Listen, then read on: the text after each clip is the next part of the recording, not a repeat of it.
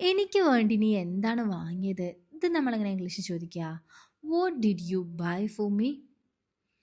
വാങ്ങുക എന്നുള്ളത് എന്താ? ബൈ ആണ്. അപ്പം what did you buy for me? എനിക്ക് വേണ്ടി ഒരു കാര്യം ചെയ്യോ, അതായത് കാര്യം ചെയ്യാൻ കഴിയോ എന്നൊക്കെയാണ് ഉദ്ദേശിക്കുന്നത്. അപ്പോൾ നമ്മളെങ്ങനെയാ പറയുക? Can you do something for me? Can you do something for me? അപ്പോൾ നിങ്ങളിവിടെ ശ്രദ്ധിച്ചു, ഞാൻ ഇവിടെ ഫോർ എന്ന് ഉപയോഗിച്ചിട്ടുണ്ട്. അതെന്തിനാ?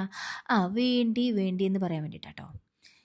നീ ശ്യാമിന് വേണ്ടി ഒരു ടിക്കറ്റ് ബുക്ക് ചെയ്യണം. ഇതെങ്ങനെ ഇംഗ്ലീഷിൽ പറയാം? യു ഹാവ് ടു, അല്ലെങ്കിൽ യു ഷുഡ് ആയാലും കുഴപ്പമില്ല കേട്ടോ, ഇതിലേതെങ്കിലും ഉപയോഗിക്കാം.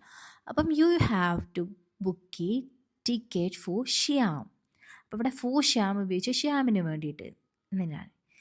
ഞാനിത് അവൾക്ക് വേണ്ടി വാങ്ങിയതാണ്. ഇതെങ്ങനെ ഇംഗ്ലീഷിൽ പറയാം? വാങ്ങുക എന്നുള്ളതിന് ബൈ ആണ്, വാങ്ങിയതെന്നുള്ളതിനോ ബ്രോഡ്. ഓക്കെ, അപ്പം ഞാനിത് അവൾക്ക് വേണ്ടി വാങ്ങിയതാണ്. ഇതെങ്ങനെ ഇംഗ്ലീഷിൽ പറയാം? അതൊന്ന് കോമൻറ്റ് ചെയ്യണം കേട്ടോ.